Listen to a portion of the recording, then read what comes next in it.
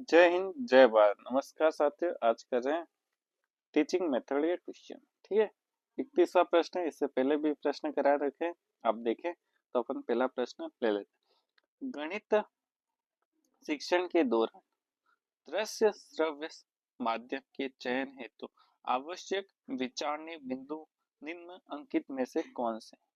पहला है प्रासंगिकता, उपलब्धता, भौतिक स्थिति। ठीक है मित्रों, और नीचे दिए गए विकल्पों से सही विकल्प का चयन कीजिए। ठीक है, चार ऑप्शन दे रखे हैं, कौन से सही है। ठीक है, निम्नलिखित में से कौन से सही है। ठीक है, प्रासंगिकता मतलब जो अपन पढ़ा रहे उससे प्रासंगिक, उससे मिलता जुलता है यानी जो दृश्य श्रव्य सामग्री। ठीक है, उसकी उपलब्धता है नहीं, अभी अपने पास है या नहीं, ये है। भौतिक स्थिति क्या सही है, कैसा है, क्या है, ये तीनों इसके आंसर हैं। तो कौन सा ऑप्शन राइट हो गया? दूसरा। ठीक है, अब करते हैं नेक्स्ट क्वेश्चन। हाँ, अच्छा प्रश्न है, ये आपके टॉपिक में नहीं है तो भी एक बार आप देख लेंगे। आ जाए गणित का सामाजिक विज्ञान से संबंध उदाहरण। पहला है पारस्परिक सहसंबंध, दूसरा है गुणांक, तीसरा है पार्श्विक, चौथा है नकारात्मक सहसंबंध। ठीक है मित्रों, इसका आंसर है गुणात्मक। कौन सा होगा? गुणात्मक। गणित का किसी दूसरे सब्जेक्ट के साथ आ जाए तो वो होगा गुणांक सहसंबंध। ठीक है मित्रों, ध्यान रखना। एक सहसंबंध वो होता है जो गणित का भौतिक विज्ञान, रसायन विज्ञान और कौन सा होता है, इसमें बायोलॉजी हुआ, जीव विज्ञान, ये उसके साथ होगा, वो अलग सहसंबंध होगा। गणित का सामाजिक विज्ञान से गुणांक सहसंबंध होगा। ठीक है मित्रों, वो गणित के अंदर बीजगणित, रेखा गणित, ये और सहसंबंध होते हैं। ठीक है, तीन प्रकार से सहसंबंध होते हैं, आप देख लेना किताब में। ठीक है मित्रों, अब 33वां प्रश्न, आपसे संबंधित नहीं है वो प्रश्न तो मैंने कम बताया। ठीक है मित्रों, अब 33, एक प्रभावी गणित शिक्षक को अध्यापक प्रशिक्षक आवश्यक नहीं है। ठीक है, प्रभावी गणित शिक्षक को सुसमायोजित होना चाहिए। ठीक है, फिर है एक प्रभावी गणित शिक्षक को गणित का गहन ज्ञान होना चाहिए। क्या होना चाहिए? गहन ज्ञान होना चाहिए।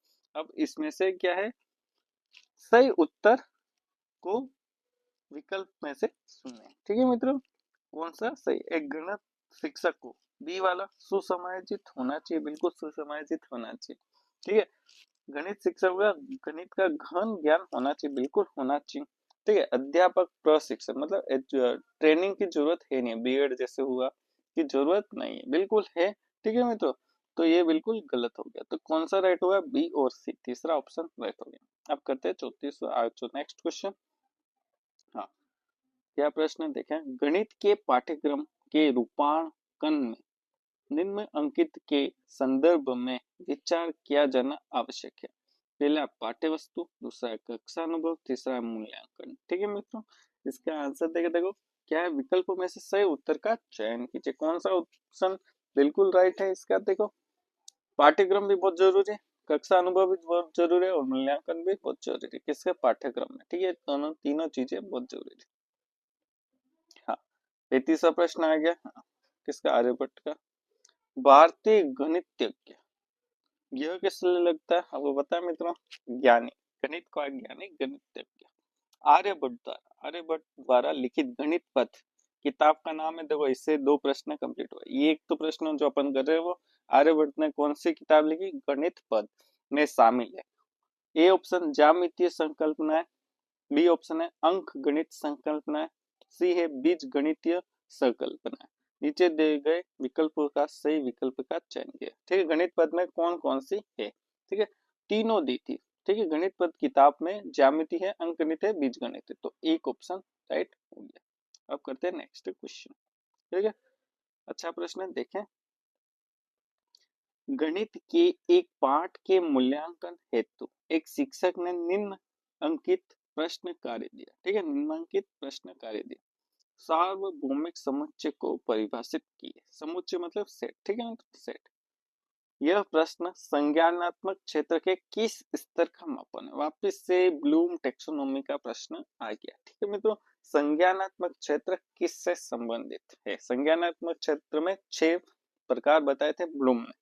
ठीक है, उसमें से किससे संबंधित क्या चीज है? परिभाषित कार्य। परिभाषित करना किससे संबंधित है? किससे संबंधित है?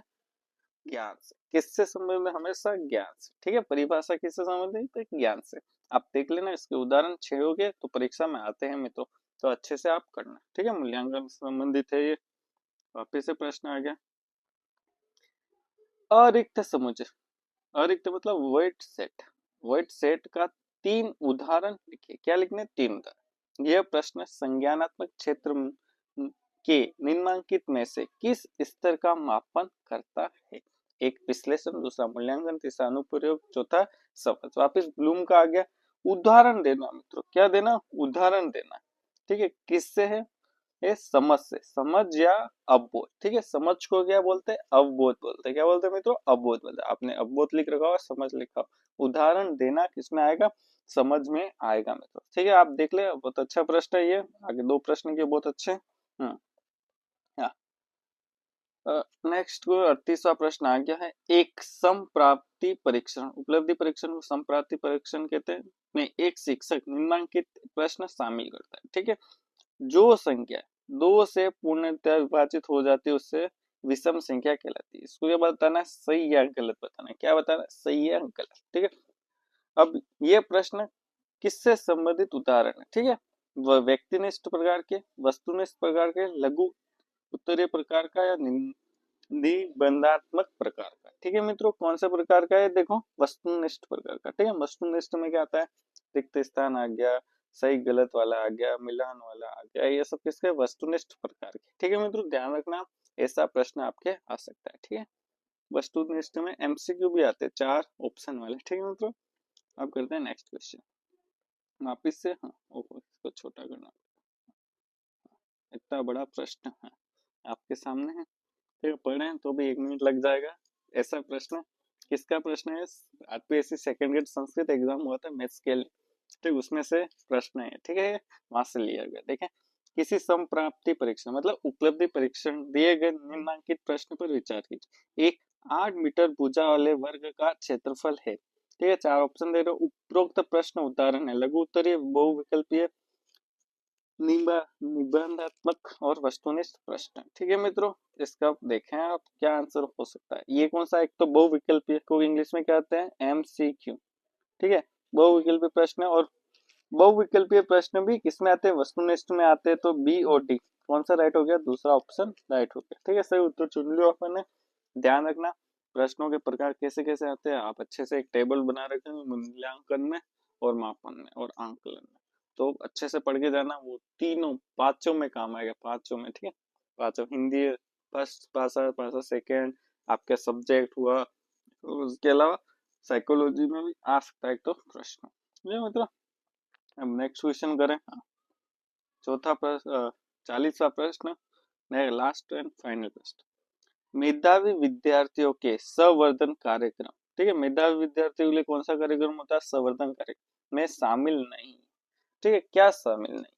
ए, अपेक्षाकृत ज्यादा कठिन प्रश्नों को हल करने को कहना। दूसरा है गहन अध्ययन हेतु प्रेरित करना।